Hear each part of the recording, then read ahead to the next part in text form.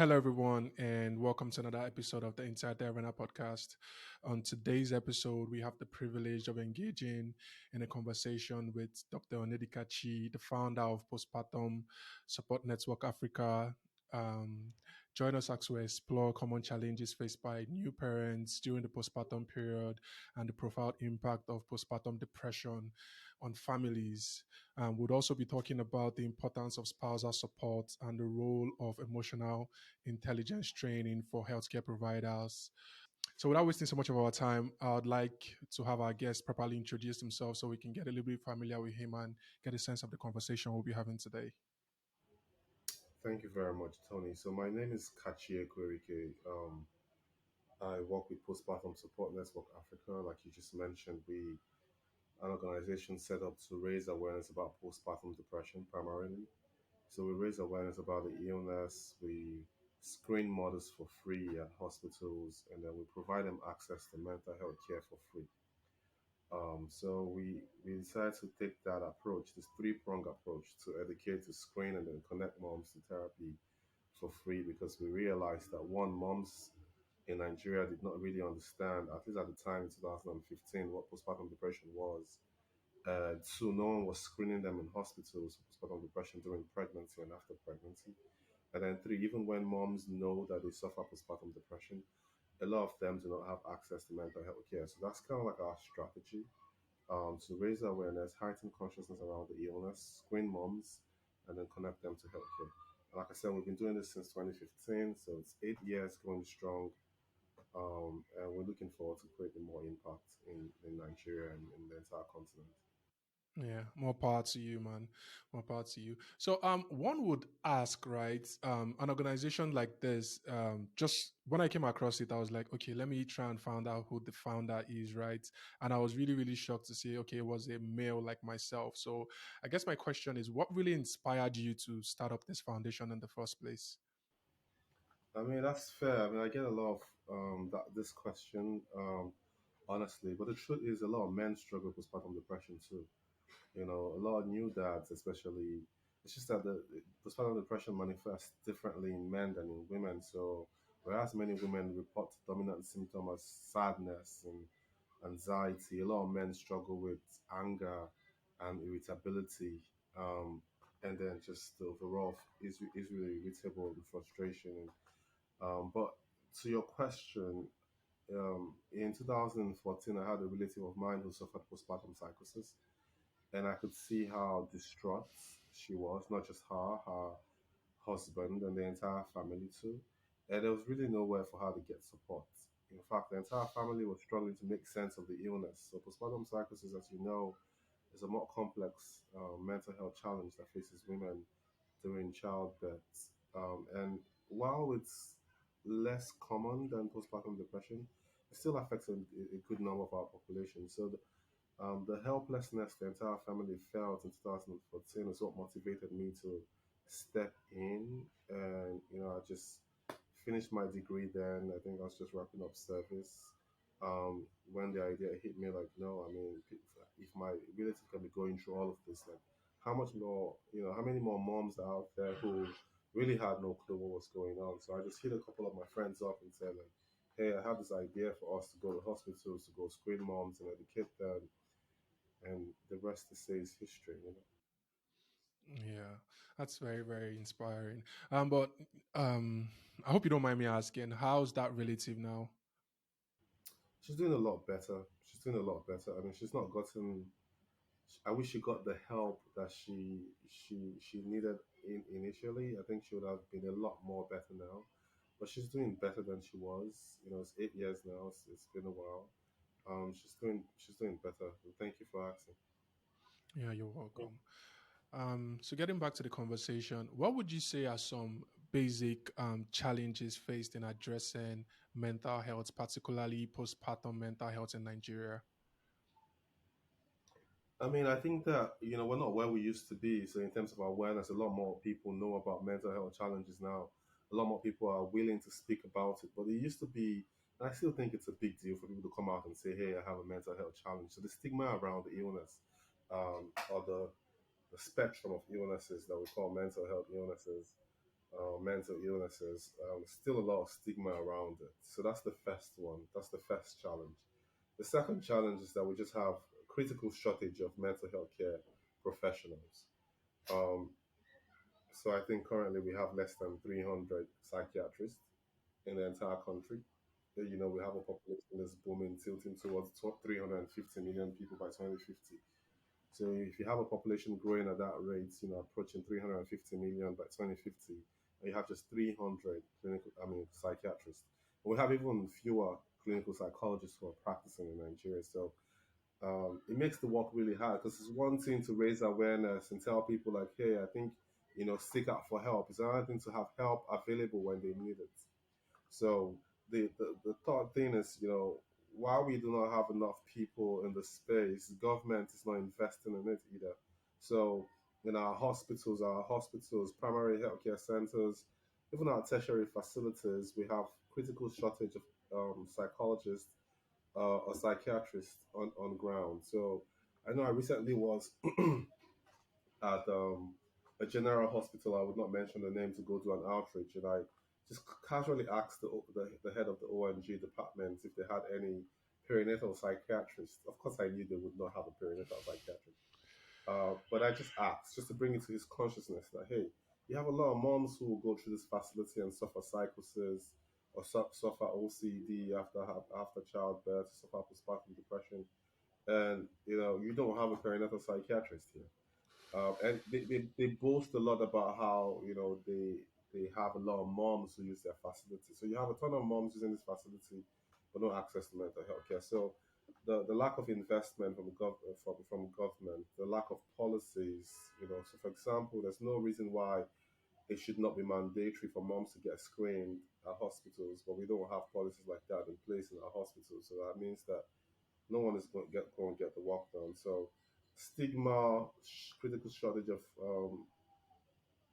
mental health professionals, a lack of funding or interest from the government. These are like three main things I think drive and or holding us back in terms of like making progress when it comes to improving access to mental health care. You did mention that we're not where we used to be, right? And so, what are some things that actually give you hope for the future when you look at the current infrastructure and the system today? No, I think the consciousness of the people. So young people are more open about their mental health challenges. I think we've normalized, the use of mental health challenges in our day-to-day conversation somehow. We're normalizing it. We've not normalized it. We're currently normalizing it. The Gen Zs in particular are more open about it. I think the use of media to raise awareness, social media in particular, has just been phenomenal. We have access to information now, so kids are on TikTok, and there's a whole mental health TikTok out there. Even though it's problematic, I still think it does some kind of good in terms of like helping people understand how some of these mental health challenges manifest themselves. So I think that's what gives me hope. And the more of those young people who become aware, understand that this is a problem that needs to be tackled. And then when they start to get involved in their communities, just going to educate a lot more people. Okay, so the more we increase access to the internet for people in Nigeria, the more people have access to information about mental health care because it's almost saturated in our online space. So that gives me hope. The other thing that gives me hope is young people also starting initiatives, non-profit organizations to address mental health challenges. So like I always say, um, there's always room for more young people to get involved in the work, talking about it in their communities, mobilizing action to improve access to mental health care. So that gives me hope too. And hopefully, when we have more young people get involved in government who are thinking about the mental health crisis that's currently present and more still looming ahead, I think that's going to help too to move the needle just a bit. Yeah, um, I completely agree. You talked about Gen Zs and young people getting involved in the conversation, and you also mentioned that sometimes it might be a little bit problematic. So, given your your experience and what you've done, and what you, like the initiative you put forward. I'm sure you must have had a lot of like failed initiative and the ones that were extremely successful and the rest of it. So drawing from all that knowledge and experience, what would you like to see young people actually focus their energy on more as they get into this space? I mean, I'd say developing capacity. So too often I see people who pose themselves as clinical psychologists who've had no formal training. You know, somebody goes online and does an online training in mental health first aid, and the next thing they have a Twitter bio saying clinical psychologist or therapist. It's problematic. It's dangerous because it's just like I go online and I watch a couple YouTube videos and I come and I say I'm a surgeon now. You know, Mm-hmm. people should stay away from me if if I have if my training is a couple online certificates. So I think that young people need to develop capacity. You know, when you think about going to study in the university, you go study psychology, and when you come out, go do a master's degree in clinical psychology. I mean, I think that's the bare minimum you need to practice a master's degree in clinical psychology. Um, so I think that developing capacity is critical. I mean, these days people reach out to me and say, "Hey, do you know a therapist you could recommend?" And I can probably count like one, two, three, top. The rest of the people I know do not have capacity to do the work. So I think that's the major focus. So developing capacity, because I think we have significant need in terms of mental health professional and the gap there. So I think young people can really play a big role there. The other thing is I think that a lot of young people provide services. So they either connect you to a mental health therapist or they raise awareness. I think we need to be doing more advocacy. So, lobbying and reaching out to, your representatives and saying, hey, one of the things you can do for our community is to help improve access to mental health care.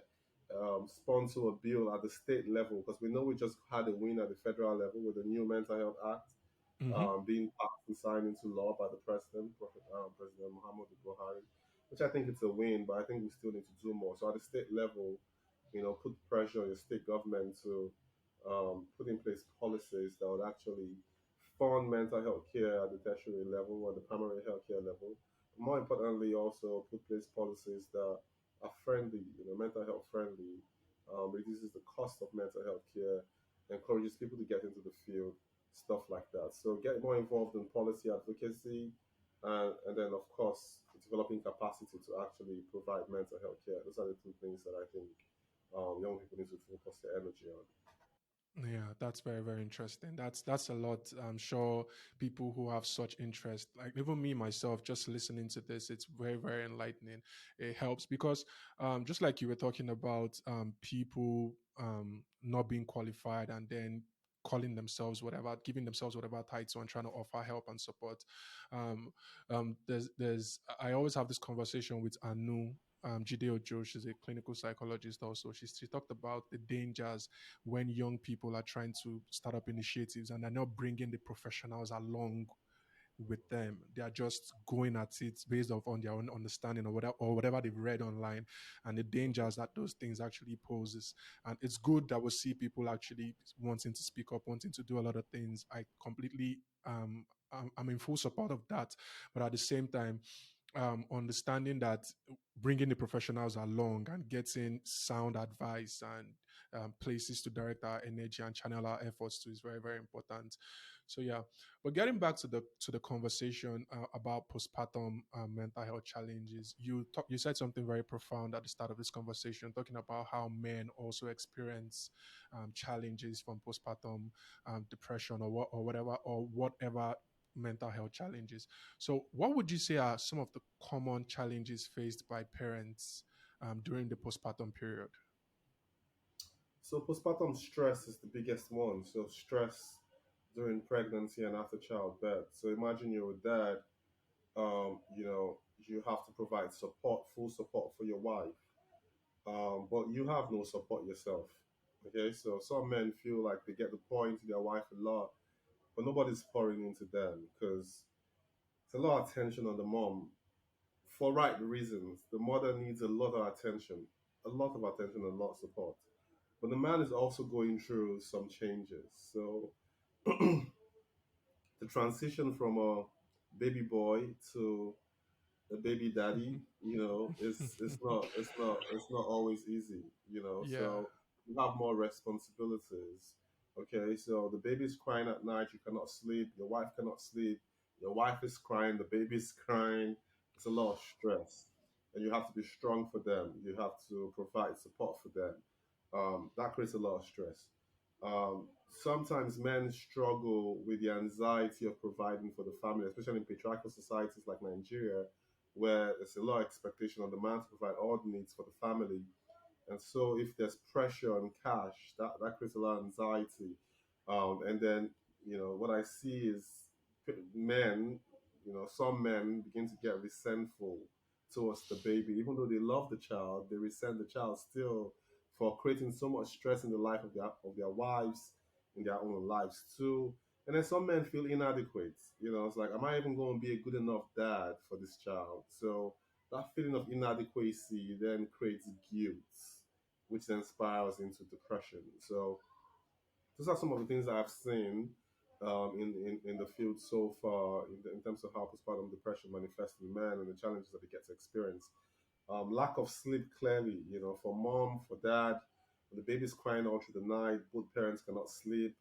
You know, Sleep deprivation is a well-known torture technique. Okay, Hmm. so you want to break a person, deprive them of sleep, you can break them. So Yeah. imagine going without sleep for over 3 months because your baby's adjusting to being in Nigeria, especially. That's a lot of adjustment for the child. But on a more serious note, just that pressure that parents feel, it's a lot. It's a lot, and that's why I always advocate for support. Like both parents, both mom and dad need as much support as they can get during pregnancy and after childbirth. Yeah, that's very true. Talking about some of the changes that happens in a family when a new child comes into the picture. There's this funny thing my mom always says. Like she said, because I'm the last child, right? I have elder sisters. She said my immediate elder sister, when I was born, she's like 2 years older than me. She was always annoyed. She was like, "You've come to steal my mommy away," and all of those things. So having listening to you right now and understanding some of the family dynamics, I can also relate to the fact that it also affects previous children and the Oh, for rest of sure. it. Yeah, and one of the things I think one of the most powerful things I spent a lot of time on your social media page, and one of the most powerful thing I actually came across is when a child is born, a mother is also born, and I've never ever thought about it that way. That was really really eye opening, and I think as a society, I think we forget that, we get lost in the whole thing that a child has come to stay, but we don't actually think about the fact that typically, like you talked about the whole baby boy thing, like the baby girl too, that has always been looked after. She always like whatever, what, and now she has to focus all her needs and all her attention on a single individual, and her mood is dependent on how the child is doing. Basically, if the child is sick, we all know what happens to mothers when they have a sick child, and if the child is happy and the rest of it. So that was something I never really thought about, and when I saw that, I was like, yes, I think this more of this needs to be put out there, and people need to understand that this is just the under the surface reality that faces us every day, but we never stop to acknowledge it. So with that in mind, what would you say are some misconceptions about postpartum mental health challenges? I mean, the normal myths are there. Like people think that a woman is just a bad mom. She's just being ungrateful and she's overreacting. So other people believing that black people, Nigerians, Africans don't struggle with their mental health. Certainly not when they have babies. People think that when a woman has a baby, she should always be joyful. She should always be happy. These are some misconceptions because some moms don't, have any of that joy. It's just stress and mental health challenges. So those are a couple misconceptions. The other thing is people tend to confuse postpartum depression with postpartum psychosis. So too often you see in the news when a woman hurts her baby, you hear people say things like, "Oh, she has postpartum depression."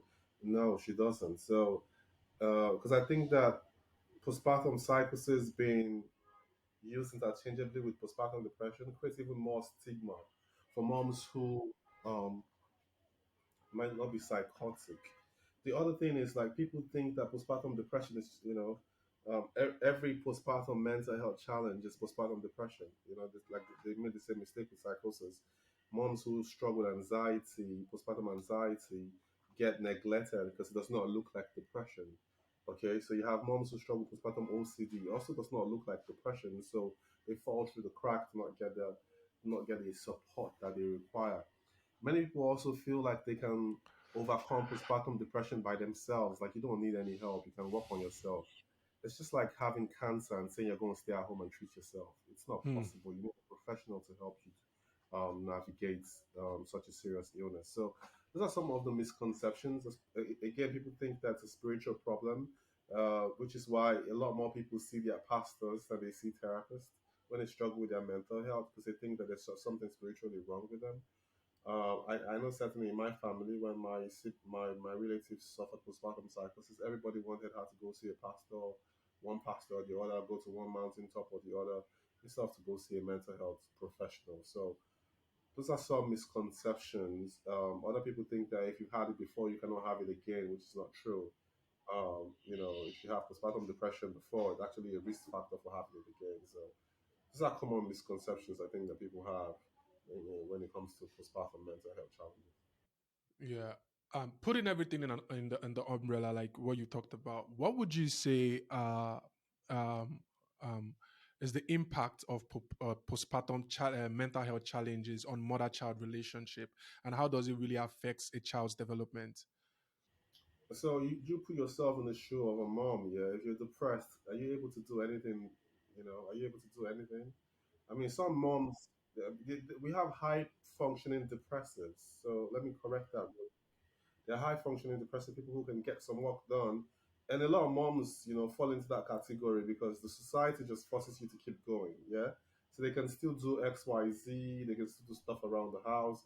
But in general, it makes your life even more difficult. So imagine if you're struggling with an illness that's severe and then you have a baby to tend to. The energy, the attention you would give that child would not be the same. So the child is missing out on those social interactions early on, and all of this have like real consequences for the child down the line. For moms who have postpartum depression that are untreated, they're Hmm. more likely to raise kids who grow up to become adults that are not well adjusted socially or social Hmm. emotionally. Okay. Also, if a mom suffers postpartum depression and she has a daughter, her daughter is more likely to suffer postpartum depression too. So attention needs to be given to this thing.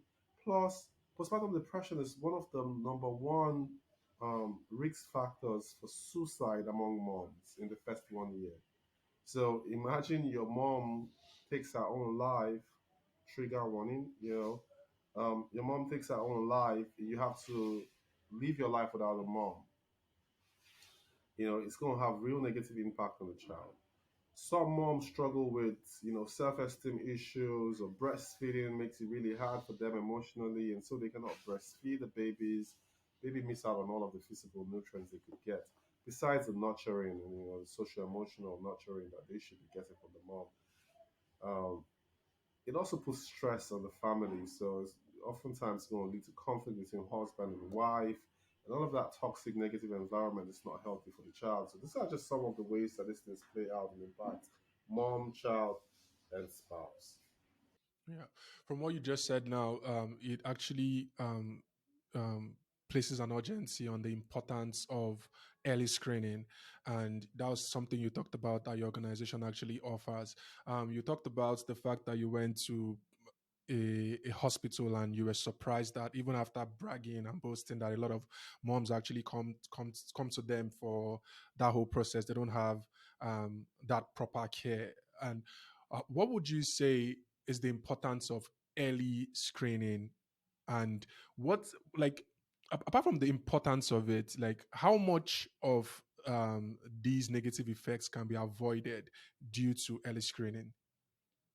So the truth is that for now we cannot prevent postpartum depression, but like you said, we can identify it very early. So postpartum depression tends to have its onset during pregnancy for many women. It's just nobody's paying attention to it. Sorry. So, one of the things that early screening helps us do is identify moms who are one at risk of suicide.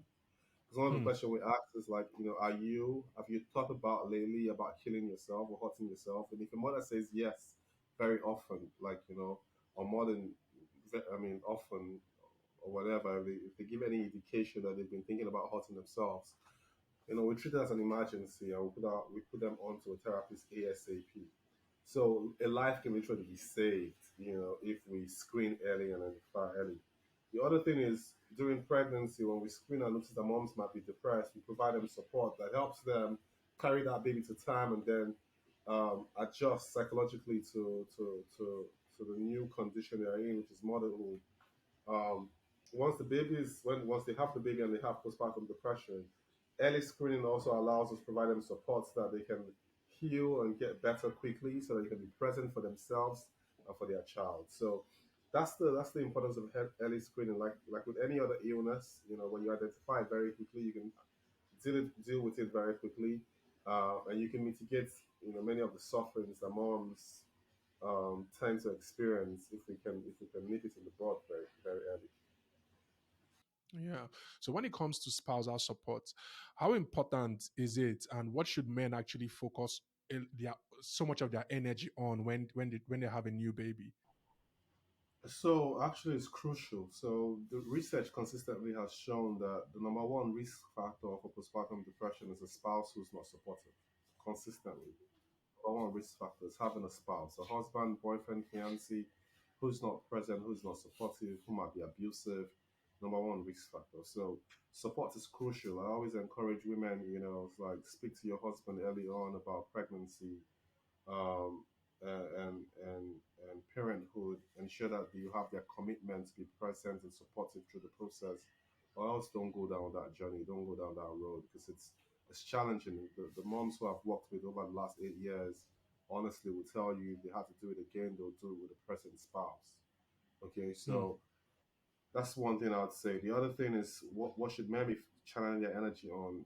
Channeling their energy on ensuring their wife is getting enough rest. What that means is as soon as the baby can use the feeding bottle, get the baby on the feeding bottle, say 6 months in, yeah, because that's a recommended exclusive period, yeah. And I want to toe that line, but even earlier than that, if you feel comfortable with, transitioning your baby to a feeding bottle, have your wife express even milk into a bottle, and stay up at night sometimes as often as you can to feed the baby if you can, so your wife gets enough rest.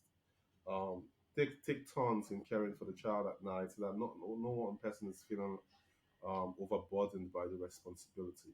That's something you can do. That's something tangible. There are other tangible ways you can support your wife. So you do not expect her to do all of the chores, anyway, but especially when she's pregnant and expecting a child. So if you can clean the house, do the dishes, fix the meal if you can, avoid burning down the house. Getting somebody to come in and doing all that work is also something you can do if you feel like it's beneath you or you don't have the bandwidth to do it. Bring somebody to come do the cleaning, bring somebody to come do the cooking. Um, get enough people around her as possible to provide support with the baby, bathing the baby, and all of those things too. So being responsive to. So if she needs something, being attentive and responsive to those needs. These are tangible ways to provide support, that I think most men miss. So these are a couple of things I recommend: being present, being hands-on with the child, um, and being responsive. Yeah. Being responsive and being hands-on. That's my greatest takeaway from what you just said. Um, you we all as Africans or Nigerians most especially, we know what the Omugo system is, right? I even saw way back, I think it was like 2 3 years ago, where you gave like a three-part series talking about the pros and cons of the Omugo system. And for the purpose of this conversation, can you please take a little bit of time to like elaborate on the pros and the cons basically of the Omugo system? Yeah, so the Amugo system, for those people who might be listening or watching this and may not understand it, is a system in many African cultures, particularly in Nigerian culture, where the mother-in-law or the mom of the new mom, the mother of the new mom comes and spend at least 3 months to 6 months with the mom to help her adjust to motherhood, teach her how to bathe the child, help out with cleaning the house. Now, this is a really great thing. I really encourage. I'm a big proponent of the Omugwo system because I think that moms deserve that support. They need that support after childbirth. So it's a great thing. The pros is evident, yeah. So the mom is sleeping better. I remember when my elder sister had a baby, my mom went all the way to Canada to spend some time with her. And she thought it was great. You know, she's sleeping better. The baby's with the mom, with the grandma. Grandma is staying up all night tending to the baby while the mom sleeps. Both parents get to sleep actually. Again, the baby's in a different room, so the mom is not even listening to the baby cry. The mom is sleeping soundly. Grandma is taking care of all those things. The chores around the house. Grandma is helping out with the chores, and in the house. Yeah. So mom's not experiencing all the postpartum stress that comes with doing chores and tending to the baby. The anxiety that comes with trying to figure out what's going on with the baby when the baby is crying, you don't get to experience too much of that because grandma is there trying to explain to you what's going on with the baby and why the baby might be crying. She has more experience, can educate you. It's almost like an internship for 6 months where you get to learn about the baby from somebody who's had multiple babies or has some experience with motherhood. Okay, so that's great. You know, you have somebody who's going, you know, help you, massage you, provide you food. Essentially, you get real good support, real good support. And a lot of moms adjust quicker to motherhood when they have the right maternal support from their own mom or their mother-in-law. The downside is that having somebody in your space doing all of these things for you can create conflict because you guys might have different styles of doing things. Yeah, so Mm-hmm. you like your dishes done a certain way, you like your food made a certain way, you can start getting irritated. Again, you might be going through postpartum depression. Your mother-in-law may not understand what that is, and she might be judgmental. She might say something mean. She may say something thoughtless, and create conflict. You may not be in the mood for a lot of chit chatting, and she wants to talk, and she thinks you're being rude, or that you're not being appreciative of her effort being there, and conflict can arise. She can tell you you're not doing enough, make you feel inadequate, make you feel like you're not taking care of her son. If it's your mother-in-law, if it's your mom, she might be trying to provide unsolicited advice on how you can run your family. All of that can create tension. And all that tension creates more stress, more anxiety for the mom, makes the mom feel guilty. All of the things that can, make her spiral into further depression or anxiety. So I always say to moms, if you have a great relationship with your mother-in-law or your mom, then have them over. If you don't have a great relationship with them, it may not be the best idea to have them over. Except, of course, you can ignore some of their shortcoming, their excesses, and focus on what's more important, which is your recovery and the baby getting care.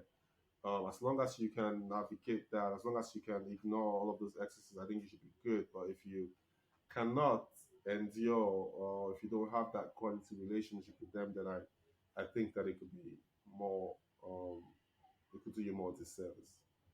Yeah, I think that's very, very important. Always recognizing that there are two sides to each story. Nothing is ever just good, and nothing is ever just bad. Um, so you talked about in the beginning. You talked about some of the like the three parts objective of your organizations, and you talked about the training parts of healthcare providers in emotional intelligence. Still on the issue of support and care. How important is that training of the emotional intelligence training for healthcare providers, and what impact does it really make? So just to provide some context here, we did not always used to do this training for healthcare professionals. Um, this training was born out of being responsive to the things we had on the field. Interacting with the moms, they tell us they spend a lot more time with the nurses than with any other physician. Yeah, spend time with the nurses in the antenatal clinics, spend time with the nurses in postnatal clinics. During delivery, the nurses are there. They're more in contact with the nurses than the doctors. The interactions they have with the nurses can increase the anxiety, can push them to depression or can help them feel supported and empowered as they go along the journey. So we heard a lot of stories, moms saying, nurses saying mean things to them, being condescending, making them feel worthless. We spoke to the nurses said like, hey, they're overworked, overwhelmed, they have their own baggage, they have their own things going on, they're underpaid, they have stress in their own family life going on. And so we said, there's a problem here. If the nurses cannot provide support for the moms because they themselves have emotional problems that they're not processing or do not know how to compartmentalize, then we need to teach them how to do this. Help them see the moms as clients, as customers, help them, know how to process their own emotions, deal with their own stress better, so that they're not pouring over into the moms this negative energy that makes the mom feel um, worse. So we decided to do this emotional intelligence training for the nurses, teach the nurses how to manage their own emotions, how to manage stress, um, in hopes that when they're in a better mental health space, they are better able to provide the service that moms would appreciate or the moms would need. So that's where all of that came from, and it's been really helpful. Like the feedback from the nurses has been great. I think it makes a lot of difference in the way they handle conflict even between themselves as nurses, ensuring that they can compartmentalize and know that the moms are not the reasons for them being overworked or being underpaid. Treating the moms as human beings, which is the bare minimum. Treating them with respect, that makes the mom feel better, makes the mom trust them more, makes the mom feel free to open up to them when they struggle with mental health challenges because they know they're not going to be judged, they're not going to be yelled at and things like that. So it's made a ton of difference. And this year we're excited about continuing that work. We plan to train at least 500 nurses across 20 hospitals this year. We've started the work um, because our goal this year is to go to 20 hospitals and screen up to 5,000 moms and then provide training for 500 nurses. So, and it's looking good, and I'm excited about the impact that it would make, not just on the moms, but on the healthcare system in general in Lagos State. Amen to that. We've touched on spousal support. We've touched on the Omugo system. We've touched on the healthcare professionals and providers. The other part I'm particularly interested in is the general public, family and friends. When a baby is born, when there's a new mother, and the rest of it. So how can we, um, as as family, friends, as the public, society at large, how can we better support in this period and also understand that there are certain boundaries that we shouldn't cross just because we are Africans, we're always hands-on or whatever the case is, but we understanding our rightful role and still being there for support. So what would you really encourage us to do as the general public when it comes to support in this way? I mean, I think we play a huge role for the. I mean, first thing first, the way we speak to moms when they're pregnant and after they have babies is crucial. We joke a lot and we say a lot of thoughtless things. But moms are very sensitive and they internalize a lot. Okay, so if a woman is anxious about her pregnancy and we dismiss it, we invalidate her feelings, then that's not helpful. So validating feelings of moms when they come to us and they open up and share about how anxious they are and how challenging the experience might be for them is crucial. When we reach out to moms, oftentimes we fixate, obsess about the baby. How's the baby doing? Is the baby sleeping? Is the baby getting enough rest? Are you breastfeeding?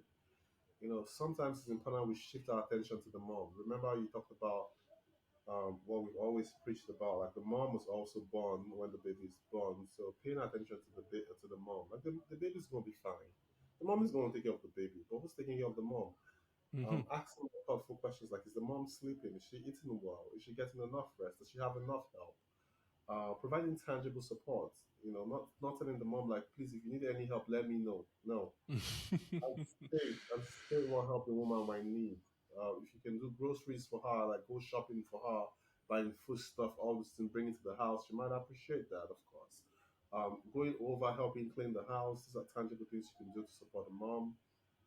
Carrying the baby for a bit while the mom does other things that might be important to her. Um, is crucial too. Um, minding our business too is important. So when a woman has a Hmm. baby, asking like, did you have a vaginal birth or did you have CS? It's none of your business, bro. Like if the woman had, the most important thing is she had a baby successfully and the baby's healthy. Asking her like, oh, are you doing like exclusive breastfeeding or are you giving your baby formula? None of your business again. Okay, like if the woman offers us the information, fine, validate whatever choice she's made, but trying to poke and offer advice unsolicited is unhelpful because you do not understand what the woman is going through. Some moms struggle with lactating, so they're not producing enough breast milk, and they feel very insecure about it. So you telling her like, is she breastfeeding or is she using formula? Just triggers her because you do not know what demons she's fighting if she's been working really hard to improve lactation, and you calling that to our awareness unnecessarily. So those are a couple of things we must keep in mind, ensuring that we're thoughtful with the words that we speak. We're not making inappropriate jokes, and that we are providing tangible support to the moms. That's all we can do. And again, like you talk about boundaries, minding our business and knowing what's our place to act and what's not. Yeah, I completely agree. That's perfect. That's well said. There's like like you covered everything. Like really, even way more than I was expecting. Um, I see you do a lot of collaborations with a lot of other initiatives and professionals in your foundation. And is that something you would like to talk about and like to share with us, basically? I mean, so a huge part of the work we do revolves around, involves multiple partners. Okay, so we cannot do it by ourselves. So we have a lot of other mental health nonprofits who understand the work that we do, who sometimes might get a request from a mom saying they need mental health care, and then they refer them to us because we are in a better position to provide that care. Um, we also have partnership with general hospitals because we need access to these moms who we tend to meet at these hospitals. So, having a good relationship with the medical directors of these hospitals, the apex nurses, allows us to be able to do our work properly. We also have a partnership with ACT Foundation. ACT Foundation is a grant making organization that has been wonderful to us. They've provided us grants for 4 years, I think, to go to hospitals to provide support for moms. And beyond just providing us, grants, they take real interest in our organization and strengthen our capacity to lead change in the space that we're working on. So there's a couple partners that we have, and we have amazing volunteers too who give up their time. Some of them are Mm. therapists, others are just community organizers, and they do a tremendous job ensuring that we are achieving our goals of supporting moms who struggle with postpartum depression. So those are a couple stakeholders, partners that we have. Um, that really helps us to progress in our goals. Yeah, we've been talking a lot about the importance of the support. We've talked about what postpartum mental health challenges are, and for people who are listening who will want to get involved in like seeking help or maybe recommending, one of the things I actually found out while actually researching before coming to have this conversation with you is the Warriors Mom Village. Can you talk about what that is and the support it's been able to provide to mothers during the postpartum stage? No, for sure. So, the Warrior Mom Village is a peer support group for moms who struggle with postpartum depression. So when moms reach out to us and they go through their one-on-one therapy sessions with the therapist, and the therapists feel like they might need like more long-term support, we put them in a group. It's a Telegram group where they get to interact with other mothers and also learn about postpartum depression and how to what things they can do to improve their mental health. And it's had huge impact. We've been doing this now since 2018. It was a group that we launched with Dr. Ijoma Idarese, who's late now. Did a tremendous job with those moms, and we've tried as much as possible to continue it. But lately, we've been focusing more on the one-on-one therapies with moms. So if moms reach out to us, you can either reach out to us on Instagram, on Facebook. You can fill out the form on our website. You can get in touch with us. Our phone numbers are out there too. You can reach us that way. So when they reach out to us, what we do is we assign them to a therapist who then puts them on an 8 week, minimum 8 weeks treatment plan, follows up with them for 8 weeks, to ensure that they do better, which is where we got the name Warrior. Moms are in a constant fight to feel better, wrestling with you um, with their mental health, and with our support and the support of the therapists who work with us, they tend to feel better after a period of time. So that's a brief summary of the work we do with the Warrior Moms group in that program. Yeah, wonderful. Um, I wasn't really gonna bring up the passing of Dr. Ijama because it's there are various posts about it on your platform, on your personal page, and the rest. But now that you brought it up and with your permission, because I didn't know how sensitive that was going to be, so I tend to like want to tread carefully when it comes to things like this. Can you talk about her a little bit, the importance of what her contribution was to the organization, and just shed light on the amazing work that she has basically done?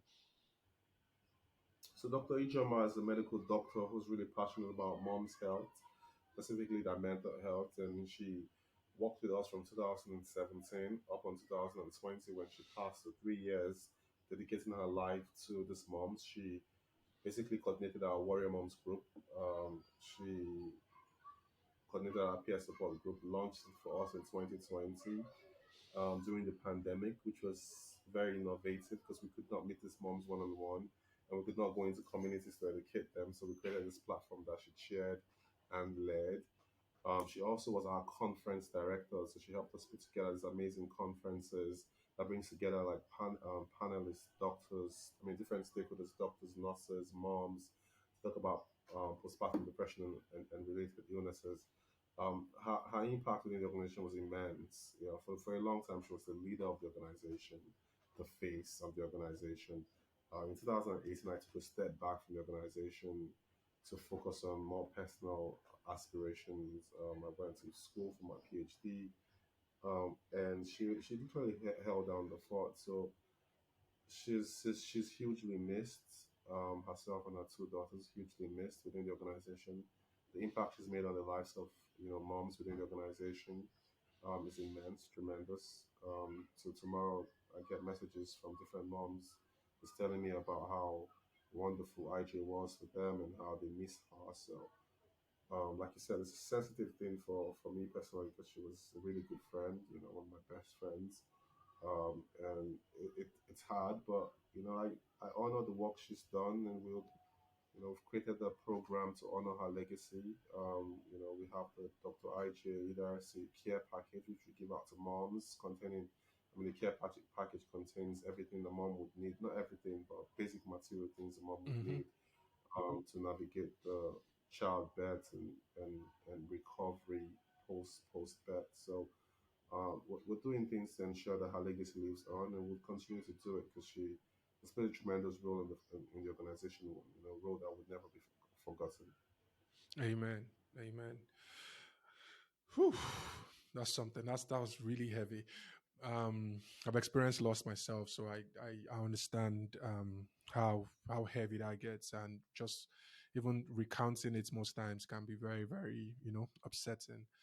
I just hope I didn't really bother you much with No, that you're good. question. No, you're good. No, you're good. You're good. Okay, thank you very much. So, another initiative that you actually put forward is the hashtag Feel Something Say Something project, and that has been going on for a couple of years now. So, can you talk about how that has actually evolved and how it started, basically? Yeah, so the Feel Something, Say Something project, something we started in 2016, 15, 16, I think. So it's 7 years now. So we're currently on Feel Something, Say Something 7.0. But it's literally our work to go into hospitals to screen, educate, and tell moms that there's help and challenge them to say something when they feel something. So it's just to destigmatize postpartum depression and maternal mental health. So we challenge moms like if you feel a certain type of way, don't just bottle it in. Speak out. You never know who's going to be willing to help you, point you towards therapists that can help you. Plus, you have us, and like you said, it's evolved. Like I mentioned earlier, we started the work with just educating, then we started screening. and now we have this whole training for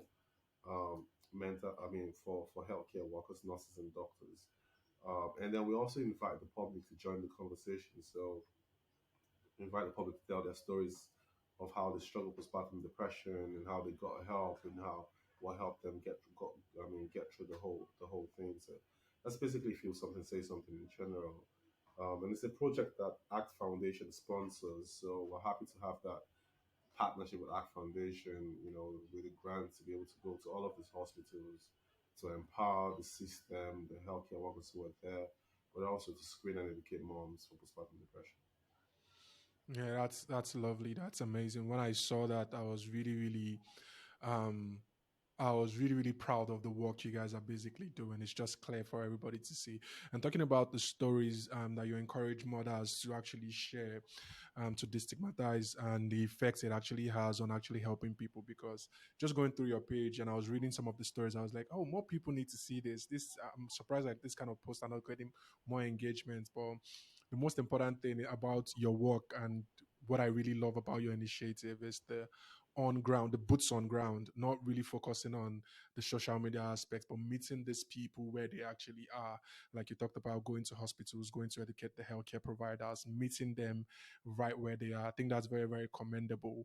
And the hybrid of actually putting it online and even like talking about um, the the warrior village actually and the importance of it. So like the hybrid and the combination of the effort you guys are putting forth is really, really amazing. And you even talked about I saw a post where you talked about um when he went after talking to a mother for several hours, for like an hour or something, and she was like, I can't believe all this is free. Like, I can't believe I'm getting all this information, all this help, and the rest of it. So it's really, really amazing to just watch. I'm ashamed of myself that I actually came across your platform this late, but it's all good. I just want to commend you. Keep going. We're rooting for you, and Godspeed, basically. But before we round up the conversation, you earlier on talked about the fact that your numbers are available online, people can actually engage, people who need help or they can recommend, like you rightly said. But I would really like to just take this moment, if you can just talk about how people can easily reach and connect with you guys, to actually get this help and support.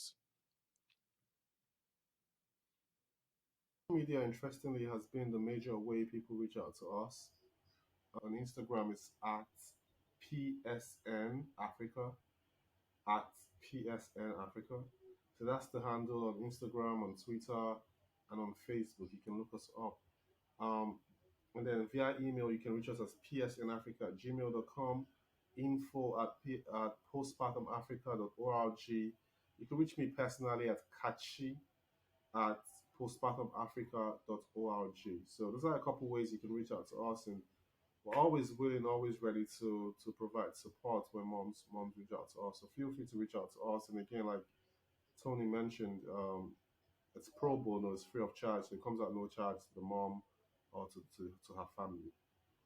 Yeah, thank you very, very, very much. I really, really appreciate all the help and all the effort. And I'll be putting a link and to all the social media page he mentioned, and also make the email address available and attach it to this episode so people can easily just click on it and find it. I encourage people to actually engage because, like he said, it's pro bono. Apart from that, they're providing valuable information and valuable support and help for mothers and families. So once again, I don't know if there's anything you'd like to leave us with as we round up. Oh, okay, great. So once again, thank you very much for taking the time to have this conversation with me. I truly, truly appreciate, and hopefully we can do this in the future again. So for now, just do take care of yourself and enjoy the rest of your day. Thank you so much. Thank you for having me, Yeah, Tony. yeah. Well done for So all